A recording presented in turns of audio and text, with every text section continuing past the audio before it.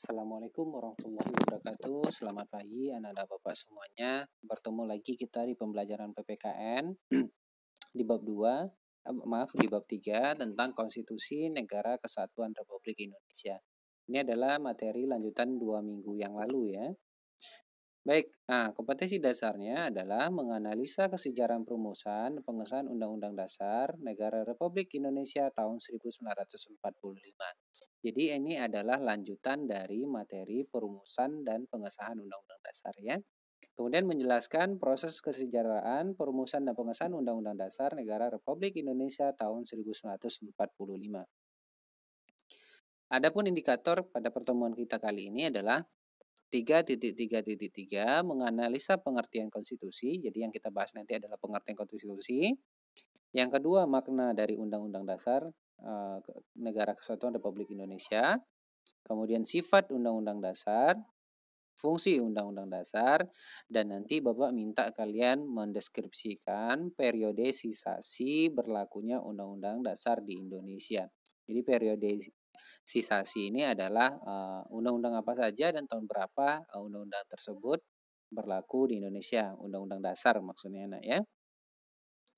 Dan kita lanjutkan materi pokok seperti yang Bapak bilang tadi, pengertian konstitusi, makna konstitusi, sifat konstitusi, fungsi konstitusi, dan tugas harian. Tugas hariannya apa nanti? Nanti di pertemuan kita terakhir.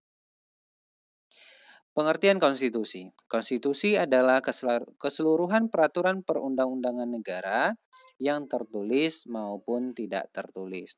Nah, konstitusi tertulis itu adalah aturan pokok dasar negara atau bangunan negara tata negara yang mengatur peri kehidupan suatu bangsa di dalam persekutuan hukum. Konstitusi tertulis juga kalau di negara kita sebut dengan undang-undang dasar atau kita sebut dengan hukum pokok positif ya, hukum pokok positif. Nah, itu dikatakan sebagai konstitusi tertulis.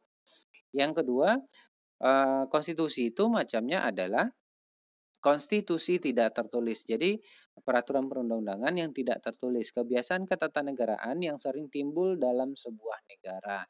Kebiasaan yang timbul dalam sebuah negara ini misalnya kalau di Indonesia, pidato presiden ketika tanggal 16 Agustus di gedung MPR DPR misalnya.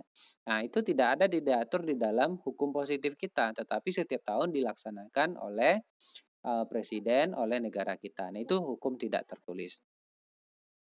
Kemudian makna dari Undang-Undang Dasar Negara Kesatuan Republik Indonesia. Yang pertama adalah negara Indonesia adalah negara yang berkonstitusional. Artinya adalah negara Indonesia adalah negara yang dibangun atas dasar hukum dasar yaitu Undang-Undang Dasar itu sendiri. Jadi semua kegiatan kenegaraan harus didasarkan kepada kepentingan negara, kepentingan rakyat yang diatur di dalam konstitusi. Yang kedua, Undang-Undang Dasar 1945 adalah hukum dasar tertulis ya. Hukum dasar tertulis tadi adalah ketentuan hukum tertulis yang dibuat oleh lembaga yang berwenang. Yang ketiga, Undang-Undang Dasar 1945 dan proklamasi mempunyai hubungan yang sangat erat, terutama pembukaan Undang-Undang Dasar 1945 itu merupakan penjabaran dari teks proklamasi 17 Agustus 1945.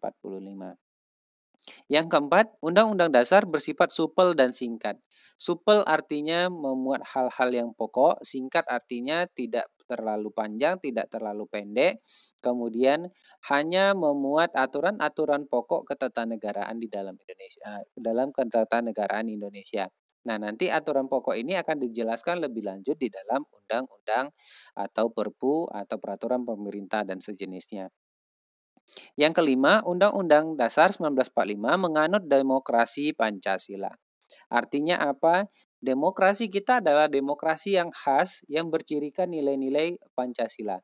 Nilai-nilai Pancasila itu ada berapa? Ada 5. Nilai ketuhanan, nilai kemanusiaan, nilai persatuan, nilai musyawarah mufakat, dan nilai keadilan. Nah, ini yang menjadi dasar negara kita. Yang keenam, hukum negara kita adalah negara hukum ya atau rehtad bukan makhtad. Makhtad artinya adalah negara berdasarkan kekuasaan. Tidak. Jadi negara kita adalah negara hukum. segala sesuatu di negara kita harus didasarkan kepada ketentuan-ketentuan hukum yang berlaku. Yang ketujuh, pemerintah dibatasi oleh Undang-Undang Dasar.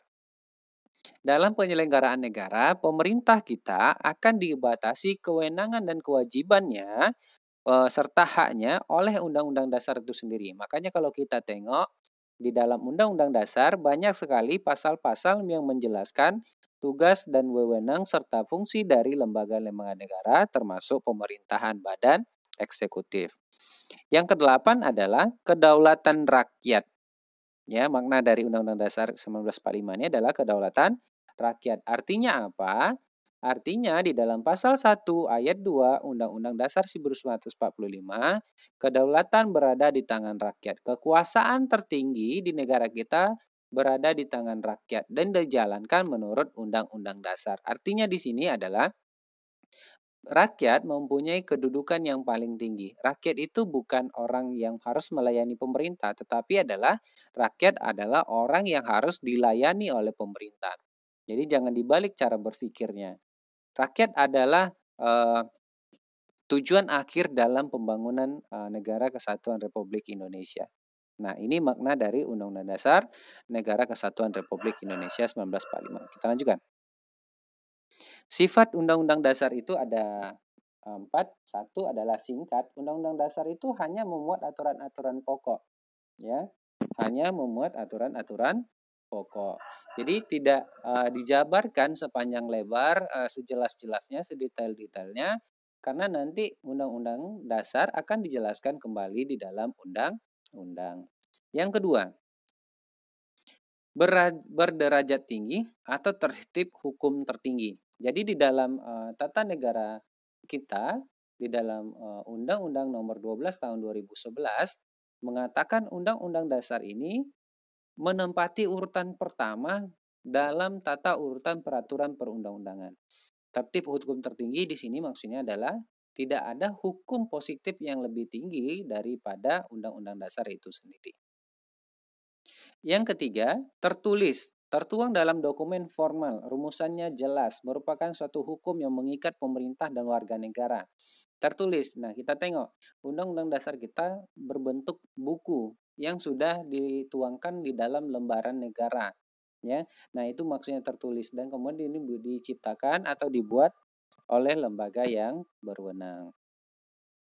Kemudian yang terakhir adalah rigid atau kaku. Karena dia bersifat hukum dasar tertinggi, tertib hukum tertinggi, tentu harusnya tidak mudah dirubah. Karena kalau dia mudah dirubah, maka bentuk negara kita bisa saja berubah sewaktu-waktu. Maka dia harus bersifat rigid.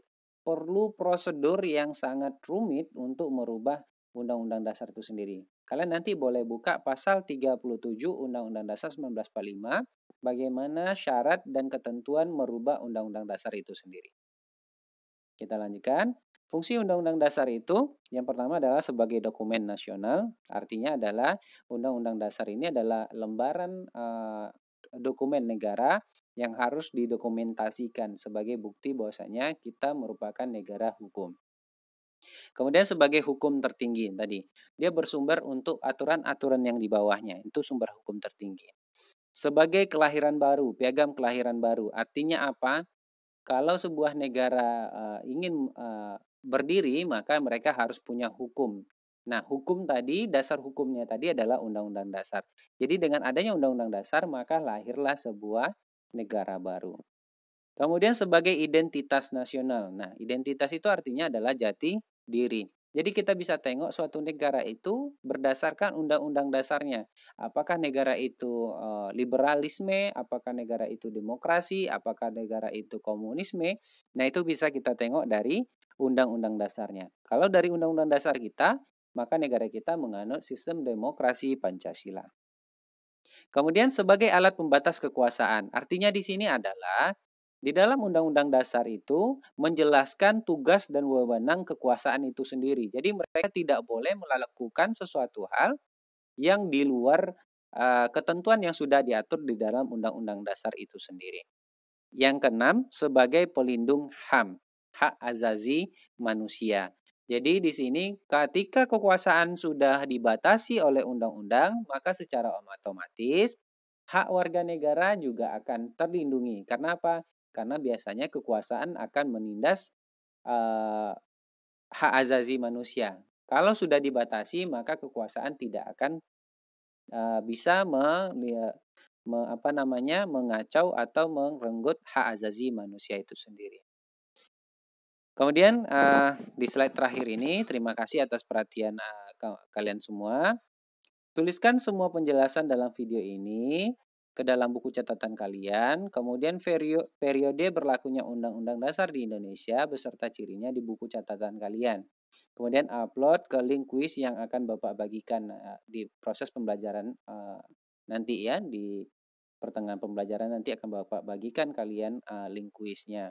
Nah, contoh periode itu Bapak sudah contohkan di sini, undang-undang yang berlaku, periode berlakunya, kemudian ciri-ciri pelaksanaannya. Ini adalah materi di dalam LKS kita. Jadi silakan baca LKS-nya untuk mengisi kotak-kotak ini.